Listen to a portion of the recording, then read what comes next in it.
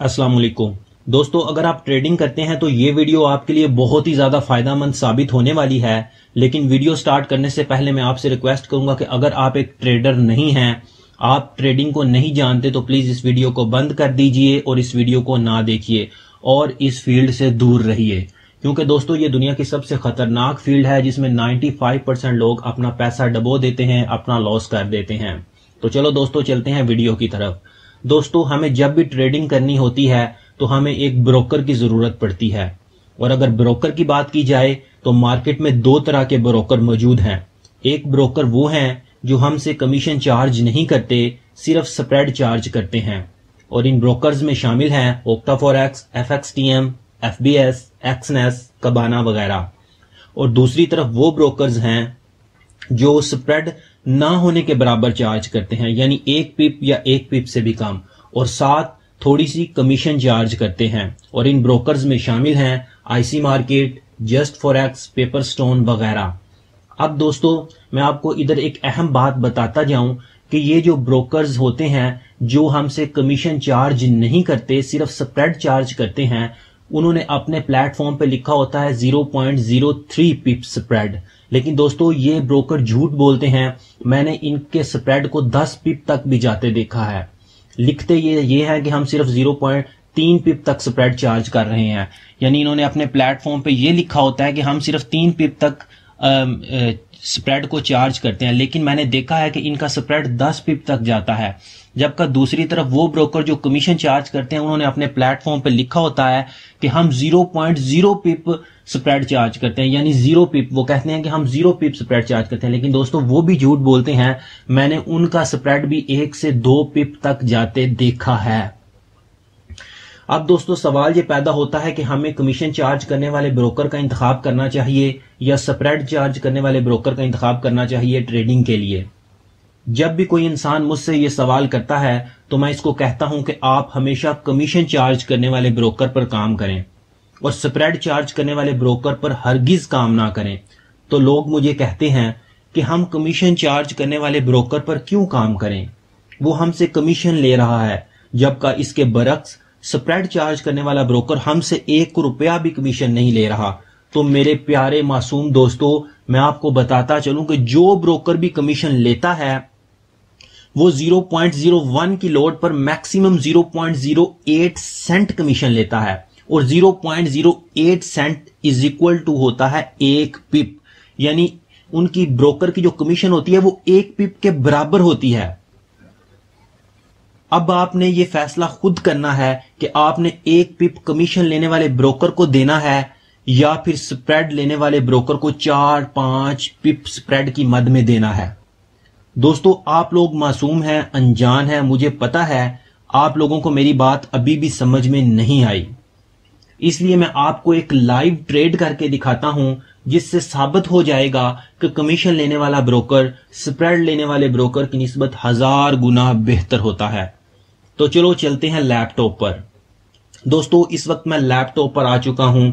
मेरे सामने 2 ब्रोकर्स मौजूद हैं, एक स्प्रेड लेने वाला यानी ओक्टा फॉरेक्स, दूसरा कमीशन लेने वाला ब्रोकर यानी जस्ट फॉरेक्स। अब मैं इन दोनों पर एक साथ ट्रेड लगाऊंगा। आप देखिएगा कि किस ब्रोकर पर प्रॉफिट ज्यादा मिलता है और किस ब्रोकर पर लॉस ज्यादा मिलता है। दोस्तों इस वक्त मैंने GBP NZD के पेयर पर ट्रेड एक्टिव कर दी है, लगा दी है।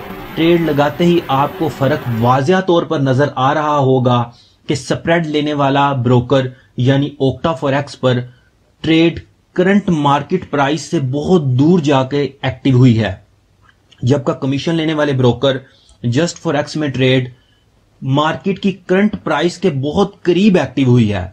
स्प्रेड लेने वाले ब्रोकर यानी ओक्टा फॉरेक्स ने मुझसे 1 रुपया भी कमीशन चार्ज नहीं की, जबकि कमीशन लेने वाले ब्रोकर जस्ट फॉरेक्स ने मुझसे 0.01 की लोड पर 0.08 सेंट कमीशन चार्ज की है।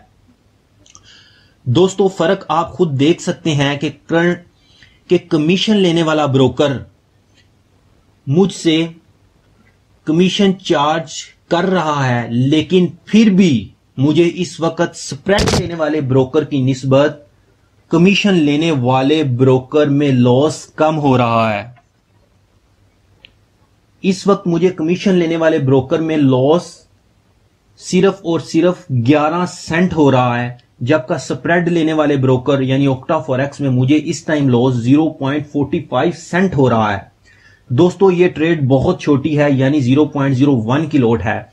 अगर ये ट्रेड एक स्टैंडर्ड लॉट की लगाई होती तो मुझे स्प्रेड लेने वाले ब्रोकर यानी ओक्टा फॉरेक्स में लॉस $45 हो रहा होता, जबकि कमीशन लेने वाले ब्रोकर जस्ट फॉरेक्स में मुझे लॉस $11 हो रहा होता। दोस्तों देखो कितना बड़ा फर्क है, एक जगह पर $11 लॉस हो रहा है, एक जगह पर $45 लॉस हो रहा है। जबकि हमने कमीशन लेने वाले ब्रोकर को हमने कमीशन भी दी है, फिर भी इसका लॉस स्प्रेड लेने वाले ब्रोकर की निस्बत कम है।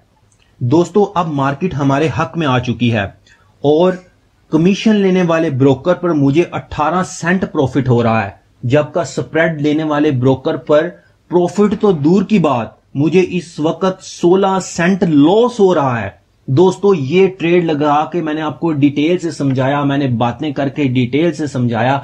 मुझे यकीन है आपको अब समझ आ चुकी होगी कि कमीशन लेने वाला ब्रोकर स्प्रेड लेने वाले ब्रोकर की निस्बत 1000 गुना बेहतर होता है। दोस्तों अगर आपको अभी भी समझ नहीं आई तो मेरे पास आपका कोई इलाज नहीं है, मैं फिर आपके लिए सिर्फ दुआ ही कर सकता हूं।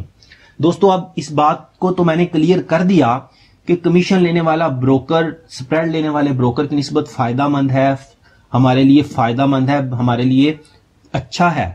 अब सवाल ये पैदा होता है कि हमने अगर कमीशन लेने वाले ब्रोकर पर अकाउंट बनाना है तो कमीशन लेने वाले ब्रोकर तो बहुत ज्यादा हैं, हम किस ब्रोकर पर अकाउंट बनाएं?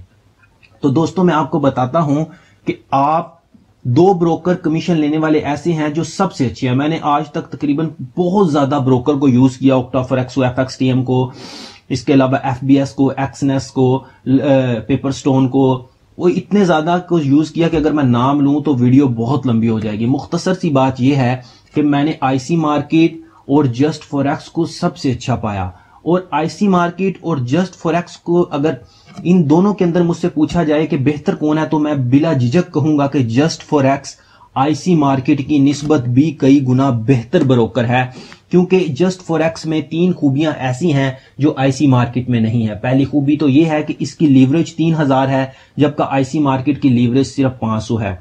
दूसरी खूबी जस्ट फॉरेक्स की यह है कि इसकी कस्टम सपोर्ट बहुत तेज है, 1 मिनट के अंदर आप उनके कस्टमर के नुमाइंदे से बात कर सकते हैं, वो आपका प्रॉब्लम फौरन हल करेगा।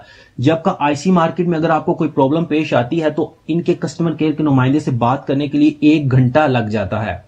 तीसरा फायदा जस्ट फॉरेक्स का यह है दोस्तों कि इसका विड्रॉल सिस्टम बहुत तेज है, सिर्फ 10 से 15 मिनट के अंदर हमें विड्रॉल मिल जाता है, जबकि IC मार्केट के अंदर हमें विड्रॉल 24 घंटे के अंदर मिलता है। दोस्तों अगर आप जस्ट फॉरेक्स को ज्वाइन करना चाहते हैं तो मैं लिंक डिस्क्रिप्शन में दे दूंगा, वहां से आप इस ब्रोकर को ज्वाइन कर सकते हैं। मैं यकीन दिलाता हूं अगर आप इसको यूज करेंगे तो आप मुझे दुआएं देंगे कि क्या ही अच्छा ब्रोकर बताया है। दोस्तों अगर मैंने एक वीडियो और भी बनाई थी जिसमें मैंने जस्ट फॉरेक्स और IC मार्केट का रिव्यू करके बताया था, इन दोनों का मुकाबला करके बताया था कि इन दोनों में से अच्छा ब्रोकर कौन सा है। अगर आप वो वीडियो भी देखना चाहते हैं तो उसका लिंक भी मैं डिस्क्रिप्शन में दे दूंगा, जिससे आप इन दोनों ब्रोकर का फर्क, इन दोनों ब्रोकर का रिव्यू भी चेक कर सकते हैं। तो दोस्तों आज की वीडियो यहीं तक थी, उम्मीद करता हूं आपको फायदा पहुंचा होगा, आपके इल्म में इजाफा हुआ होगा। अगली वीडियो में आपसे फिर मुलाकात होगी, तब तक के लिए मुझे इजाजत दीजिए। अस्सलामु अलैकुम।